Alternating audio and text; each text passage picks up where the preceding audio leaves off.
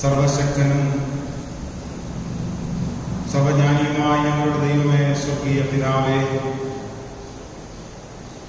അവിടുന്ന് പരിശുദ്ധൻ എന്ന് ആർത്തുപാടുന്ന വിശുദ്ധന്മാരുടെ ആരാധനയോടൊപ്പം പ്രഭാതത്തിൽ ഏഴകളായി അടിയങ്ങൾക്കും അങ്ങേ ആരാധിക്കാൻ നൽകുന്ന സാവകാശത്തിനായി സ്തോത്രം. എല്ലാവരുമായിരിക്കുന്ന സ്ഥാനങ്ങളിൽ ദൈവത്തെ സ്തുതിച്ച് മഹത്വപ്പെടുത്തുവാൻ വിശുദ്ധ ദിനത്തിന്റെ പ്രഭാതം വിശുദ്ധിയോടെ സ്വീകരിക്കുന്നതിനും കർത്താവിന് സമർപ്പിക്കുന്നതിനും എല്ലാവരെയും സഹായിക്കണമേ. ഞങ്ങളെ നീതിയിലേക്കും വിശുദ്ധിയിലേക്കും നടത്തണമേ. യേശു മശീഹയുടെ നാമത്തിൽ പ്രാർത്ഥിക്കുന്നു. കൃപയോടെ കേൾക്കുമാറാകണമേ. ദൈവനാമ സ്തുതിക്കും മഹത്വത്തിനുമായി ക്രിസ്തീയ ഗീതങ്ങൾ 155 ഗീതം ചേർന്ന് ആലപിക്കാം. യേശു എത്ര നല്ല മിത്രം, ഈശ്വരില്ല സംശയം. 155.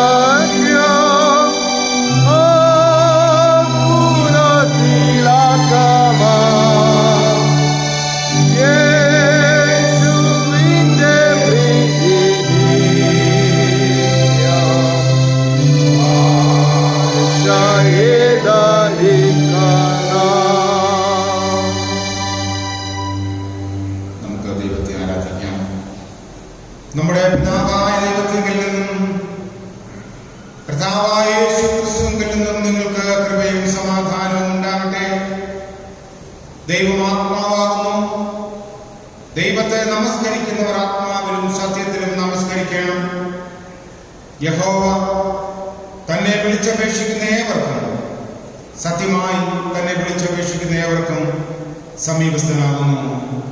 ആമേൻ.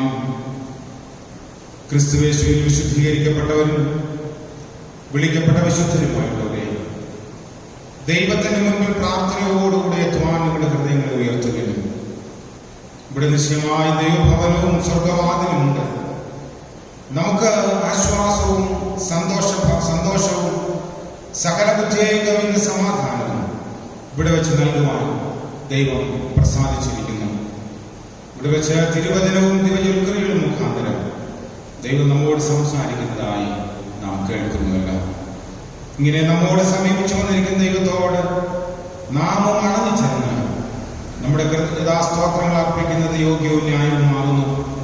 എന്നാലും നാം പാപം ചെയ്തു പോയിട്ടുള്ളവരും ദൈവത്തിന്റെ പരിശുദ്ധ സന്നിധിയിൽ നിൽപ്പാൻ യോഗ്യതയില്ലാത്തവരുമാണെന്ന് ഓർത്ത് പരമാർത്ഥമായ അനുതാപത്തോടെ നമ്മുടെ പാപങ്ങളെയും കുറവുകളെയും ദൈവസന്നിധിയിൽ ഏറ്റുപറയാം.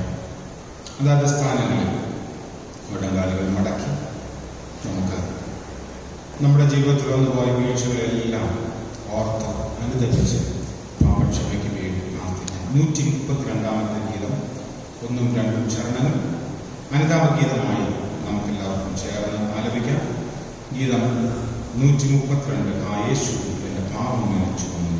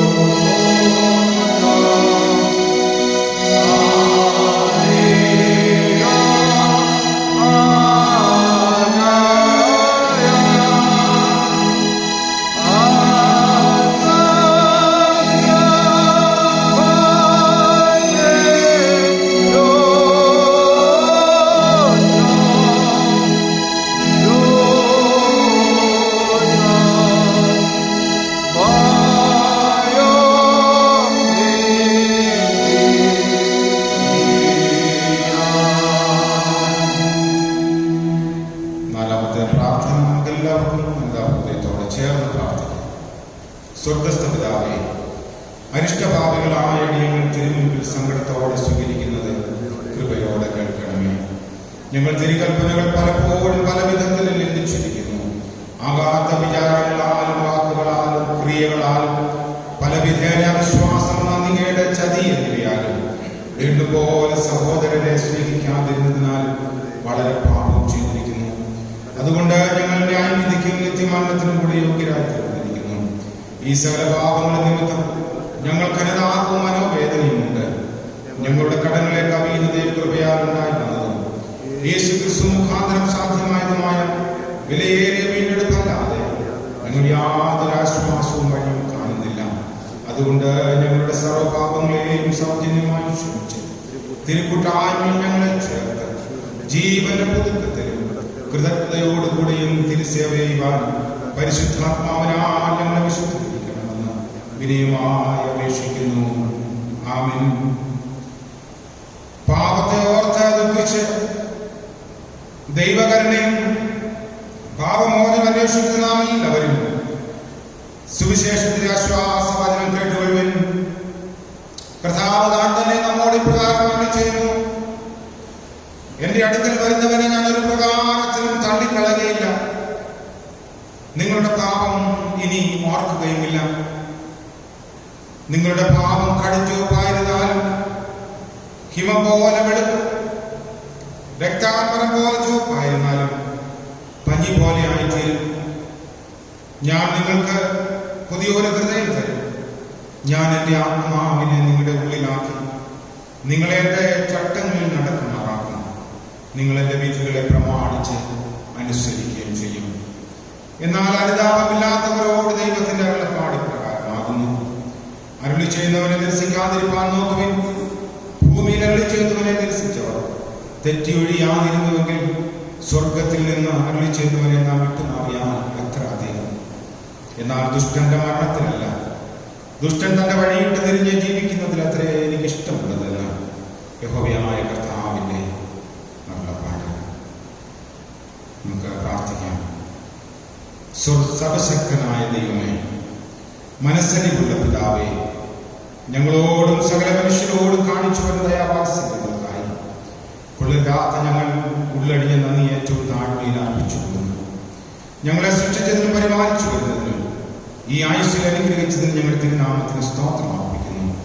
എന്നാൽ എല്ലാറ്റിനും മീതെ ഞങ്ങളുടെ കർത്താവായ യേശു മുഖാന്തരം ലോകത്തെ വീണ്ടെടുത്ത അമൂല്യ സ്നേഹം നിമിത്തവും തിരുവചനം, വിശുദ്ധയിൽ കുറികൾ, യേശുക്രിസ്തു മുഖാന്തരം ലഭിക്കാനുള്ള തേജസ്സിന്റെ പ്രത്യാശ എന്നിവ ഞങ്ങൾക്ക് നൽകുന്ന നിമിത്തവും ഞങ്ങൾ തിരുനാമത്തെ വാഴ്ത്തുന്നു. ആമേൻ. സ്വർഗ്ഗസ്ഥ പിതാവേ, ഞങ്ങൾ പരമാർത്ഥമായ നന്ദി കാണിപ്പാൻ തിരുസേവയ്ക്കായി ഞങ്ങളെ മുഴുവൻ സമർപ്പിച്ചു.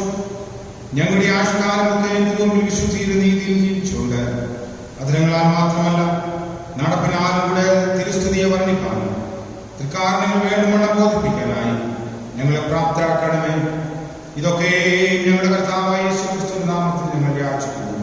വാഴ്ത്തപ്പെട്ട പുത്രന്റെ പിതാവിനോടും പരിശുദ്ധാത്മാവോടുകൂടി സദാകാലവും സകല ബഹുമാനവും മഹത്വവും ഉണ്ടായിരിക്കുമാറാകട്ടെ. ആമേൻ. കർത്താവ് നമ്മുടെ എല്ലാവരും സ്വീകരിച്ച് നമ്മുടെ പാപത്തിന് ക്ഷമ നൽകിയതിനായി നമുക്ക് ദൈവത്തിന് സ്തോത്രം അർപ്പിക്കാം. നമ്മായിരിക്കുന്ന സ്ഥാനങ്ങളിൽ 111 സങ്കീർത്തനം സ്തോത്ര സങ്കീർത്തനമായി നമ്മുടെ ആരാധന പാഠപുസ്തകത്തിൽ കൊടുത്തിരിക്കുന്ന ക്രമപ്രകാരം വാക്യപ്രതിവാക്യമായി നമുക്ക് ഉപയോഗിക്കാം. സങ്കീർത്തനം 111. യഹോവയെ സ്തുതിപ്പിൻ, ശോധന ചെയ്യും. യഹോവയുടെ പ്രവർത്തികൾ വലിയവയും അവയെ ഇഷ്ടമുള്ളവരേക്കും ശോധന ചെയ്യേണ്ടതുമാകുന്നു. അവന്റെ പ്രവൃത്തിയും മഹത്വവും തേജസ്സുള്ളത്. അവന്റെ നീതി എന്നേക്കും നിലനിൽക്കുന്നു. അവൻ തന്റെ അത്ഭുതങ്ങൾക്ക് ഒരു ജ്ഞാപകം ഉണ്ടാക്കിയിരിക്കുന്നു. യഹോവ കൃപയും കരുണയുമുള്ളവൻ തന്നെ. തന്റെ ഭക്തന്മാർക്ക് അവൻ ആഹാരം കൊടുക്കുന്നു. അവൻ തന്റെ നിയമത്തെ ഒന്നേക്കും ഓർക്കുന്നു. ജാതികളുടെ അവകാശം സജലത്തിന് കൊടുത്തതിൽ തന്റെ പ്രവൃത്തികളുടെ ശക്തി അവർക്ക് പ്രസിദ്ധമാക്കിയിരിക്കുന്നു. അവന്റെ കൈകളുടെ പ്രവൃത്തികൾ സത്യവും ന്യായവുമാകുന്നു. അവന്റെ പ്രമാണങ്ങളെല്ലാം വിശ്വാസ്യം തന്നെ. അവ എന്നേക്കും സ്ഥിരമായിരിക്കുന്നു. അവ വിശ്വസ്തയോടും നേരോടും കൂടെ അനുഷ്ഠിക്കപ്പെടുന്നു. അവൻ തന്റെ ജനത്തിന് വീണ്ടെടുപ്പ് അയച്ചു. തന്റെ നിയമത്തെ എന്നേക്കുമായി കൽപ്പിച്ചിരിക്കുന്നു. അവന്റെ നാമം ശിതവും ഭയങ്കരവുമാകുന്നു. യഹോവഭക്തി ജ്ഞാനത്തിന്റെ ആരംഭമാകുന്നു. അവയെ ആചരിക്കുന്ന എല്ലാവർക്കും നല്ല ബുദ്ധിയുണ്ട്. അവന്റെ സ്തുതി എന്നേക്കും നിലനിൽക്കുന്നു. ആമേൻ. വേദഭാഗങ്ങൾ വായിക്കുന്നതിന് മുൻപായി 135 ഗീതത്തിന്റെ 1-ാമത്തെ ചരണം മാത്രം ആലപിക്കാം. തുടർന്ന് വേദഭാഗങ്ങൾ 1-ാം പാഠവും 2-ാം പാഠവും ചേർന്ന് വായിക്കുന്നതാണ്.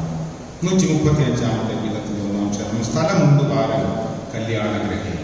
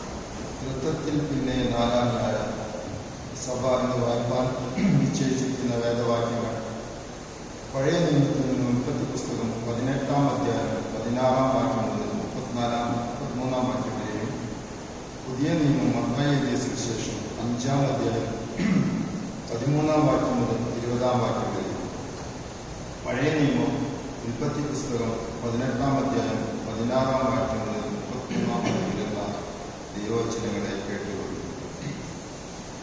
ആ പുരുഷന്മാർ അവിടെ നിന്ന് പുറപ്പെട്ടു സോദോം വഴിക്ക് തിരിഞ്ഞു. അബ്രഹാം അവനെ യാത്ര അയക്കാൻ അവരോടുകൂടെ പോയി. അപ്പോൾ യഹോവ അരുളി ചെയ്തത്, ഞാൻ ചെയ്യാനിരിക്കുന്നത് അബ്രഹാമിനോട് മറച്ചു വെക്കുമോ? അബ്രഹാം വലിയതും ബലമുള്ളതുമായ ജാതിയായി തീരുകയും അവന് ഭൂമിയിലെ ജാതികളൊക്കെയും അനുഗ്രഹിക്കപ്പെടുകയും ചെയ്യുമല്ലോ. യഹോവ അബ്രഹാമിനെ കുറിച്ച് അരുളി ചെയ്തത് അവന് നിവർത്തിച്ചു കൊടുക്കാൻ തക്കവണ്ണം അബ്രഹാം തൻ്റെ മക്കളോടും എനിക്ക് പിമ്പുള്ള കുടുംബത്തോടും നീതിയും ന്യായവും പ്രവർത്തിച്ചുകൊണ്ട് യഹോവയുടെ വഴിയിൽ നടപ്പാൻ കൽപ്പിക്കേണ്ടതിന് ഞാൻ അവനെ തിരഞ്ഞെടുത്തിരിക്കുന്നു. പിന്നെ യഹോവ സോദോമിൻ്റെയും ഗോമോരയുടെയും നിലവിളി വലിയതും അവരുടെ പാപം അതികഠിനവുമാകുന്നു. ഞാൻ ചെന്ന് എൻ്റെ അടുക്കൽ വന്നെത്തിയ നിലവിളി പോലെ അവർ കേവലം പ്രവർത്തിച്ചിട്ടുണ്ടോ ഇല്ലയോ എന്ന് നോക്കി അറിയുമെന്ന് അരുളി ചെയ്തു. അങ്ങനെ ആ പുരുഷന്മാർ അവിടെ നിന്ന് തിരിഞ്ഞു സോദോമിലേക്ക് പോയി. അബ്രഹാമും യഹോവയുടെ സന്നിധിയിൽ തന്നെ നിന്നു. അബ്രഹാം അടുത്തു ചെന്ന് പറഞ്ഞത്, ദുഷ്ടനോടുകൂടെ നീതിമാനെയും നീ സംഹരിക്കുമോ?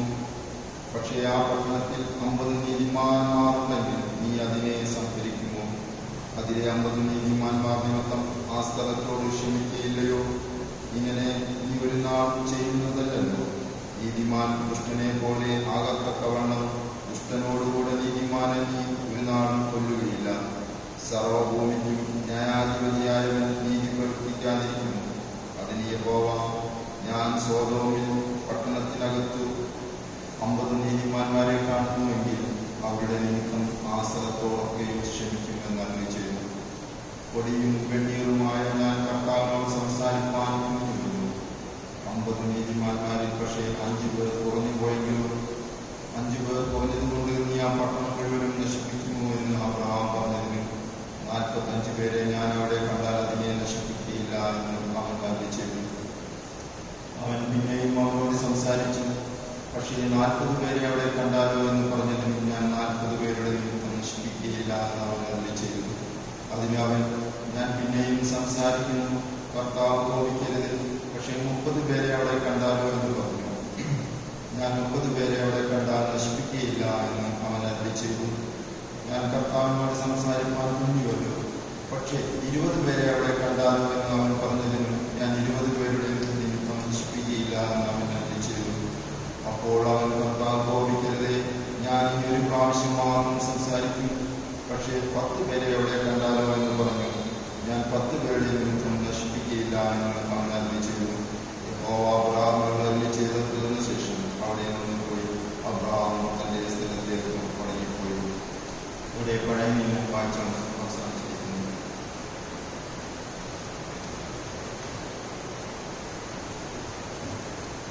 പുതിയ നിയമം മത്തായി എഴുതിയ സുവിശേഷം 5-ാം അധ്യായം 13-ാം വാക്യം മുതൽ 20-ാം വാക്യം വരെ.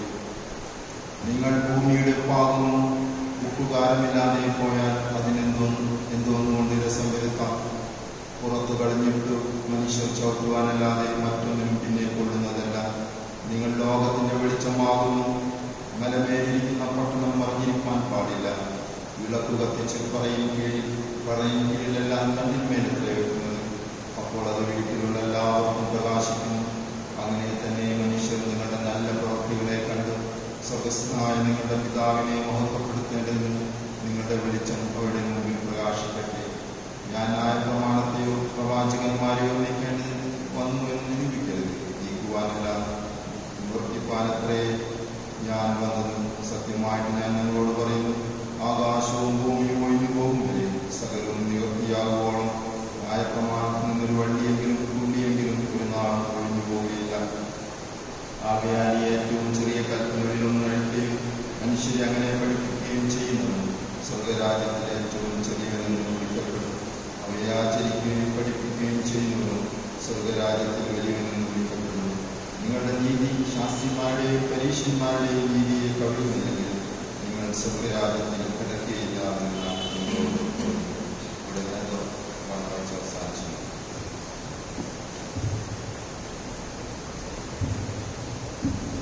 മനസ്സനെയുള്ള പിതാവായ ദൈവം തിരുവചനത്തിൽ തന്റെ സമ്പൂർണ്ണ സ്നേഹം നമുക്ക് വെളിപ്പെടുത്തിയിരിക്കുകയാണ്.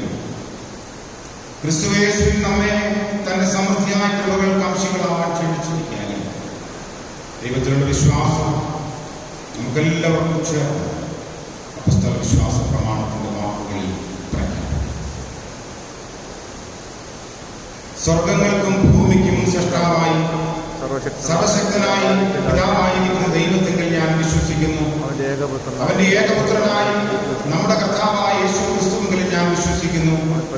അവൻ പരിശുദ്ധാത്മാവിനാൽ മറിയ എന്ന കന്യകയിൽ പാത്രനായി ജനിച്ചു.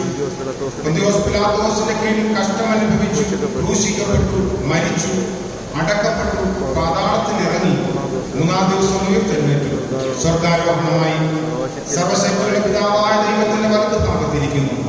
അവിടെ നിന്ന് ജീവിക്കുന്നവരെയും മരിച്ചവരെയും ന്യായം വിധിപ്പാൻ വരികയും ചെയ്യും.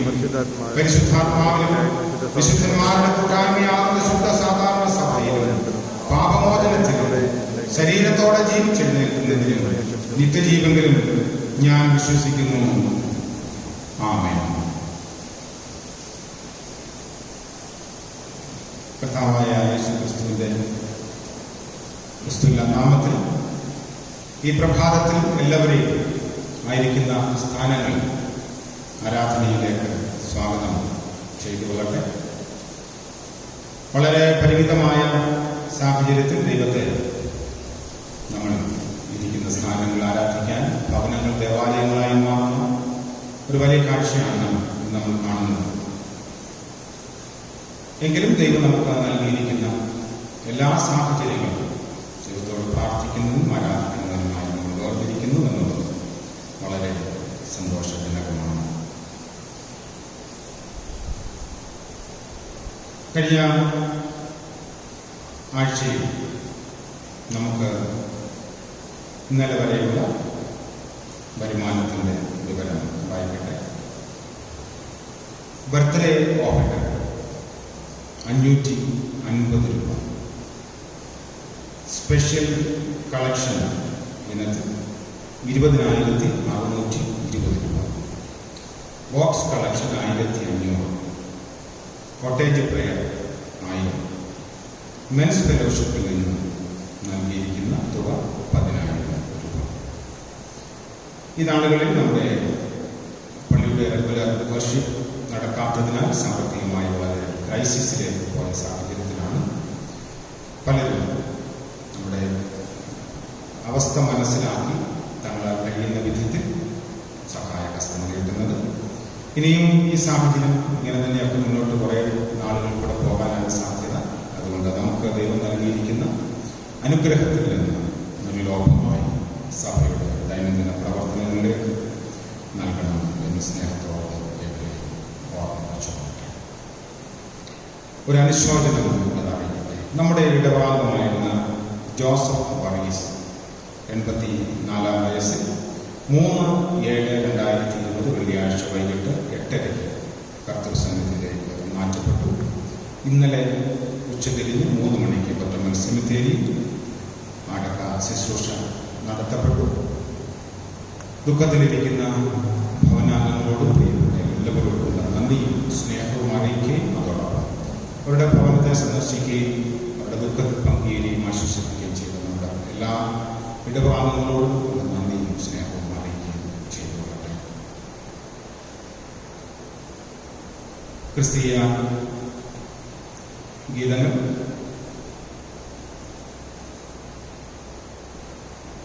158 ഗീതത്തിന്റെ ആവശ്യമായ ചരണമാലപിക്കുമ്പോൾ നമുക്ക് സ്തോത്രകാഴ്ച അർപ്പിക്കാവുന്നതാണ്. 158 ഗീതം ആലപിക്കുമ്പോൾ ഒരു പ്രത്യേക രീതിയിൽ വന്നിരിക്കുന്ന ചുരുക്കം ആളുകൾ സ്തോത്രകാഴ്ച അർപ്പിക്കേണ്ടതാണ് എന്ന് പറഞ്ഞു.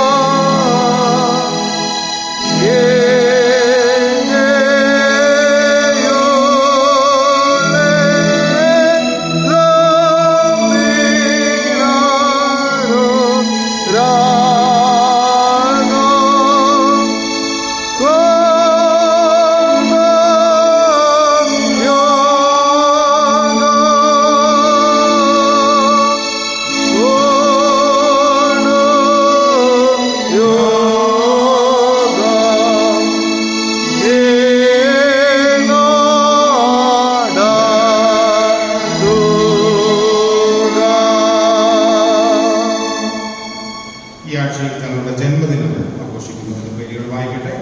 ആരെങ്കിലും വന്നിട്ടുണ്ടെങ്കിൽ പ്രാർത്ഥനയ്ക്കായി മുൻപോട്ട് കടന്നു വരാവുന്നതാണ്. ജന്മദിനമോ വിവാഹ വാർഷികമോ ആഘോഷിക്കുന്ന ആരെങ്കിലും വന്നിട്ടുണ്ടെങ്കിൽ പ്രാർത്ഥനയ്ക്കായി കടന്നു വരാവുന്നതാണ്.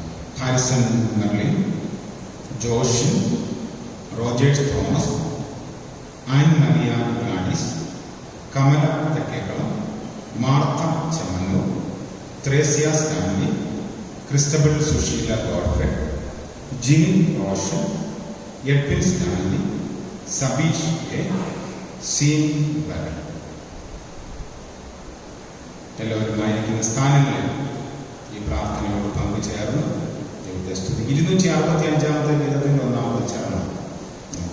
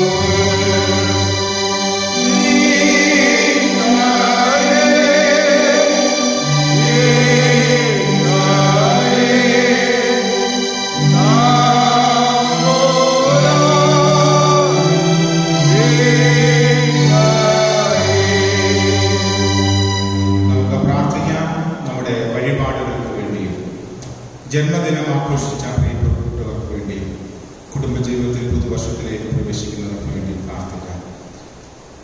സ്നേഹവാനും പരിശുദ്ധനുമായി ഞങ്ങളുടെ വാഴ്ത്തപ്പെട്ട ദൈവമേ, ഞങ്ങൾക്കുള്ളതെല്ലാം അവിടുത്തെ ദാനമാണല്ലോ. ഞങ്ങളുടെ ജീവൻ, ജീവിതം, ആയുസ്, ആരോഗ്യം, സമ്പത്ത്, സൗന്ദര്യം എല്ലാം ദൈവം ഞങ്ങൾക്ക് ദാനമായി നൽകിയതാണ്. ഞങ്ങൾ നന്ദിയോടെ ഓർക്കുന്നു. താവേ, കഴിഞ്ഞൊരാഴ്ചയിൽ അധ്വാനിപ്പാൻ ഞങ്ങളെ അവിടെ അനുവദിച്ചു. ഞങ്ങൾക്ക് ലഭിച്ച അനുഗ്രഹത്തിൽ നിന്ന് അവിടുത്തെ സന്നിധിയിലേക്ക് അടിയങ്ങൾ അർപ്പിച്ചിരിക്കുന്ന എളിയ കാഴ്ചയെ സ്വീകരിക്കണമേ. ഞങ്ങളെ മുഴുവനും സമർപ്പിക്കുന്നതിൻ്റെ അടയാളമായി ഞങ്ങൾ താവേ നീക്കിവെച്ച കാണിക്കയെ അവിടെ സ്വീകരിച്ച് ഞങ്ങളെ അനുഗ്രഹിക്കണം. ഈ ആഴ്ചയിൽ തങ്ങളുടെ ആയുസിന്റെ പുതുവർഷങ്ങളിലേക്ക് പ്രവേശിച്ച പ്രിയപ്പെട്ടവരെ ഓർക്കുന്നു.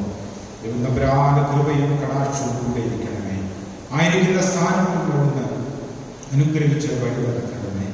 കുടുംബ ജീവിതത്തിന്റെ പുതുവർഷത്തിലേക്ക് പ്രവേശിച്ച പ്രിയപ്പെട്ടവരെ ഓർക്കുന്നു.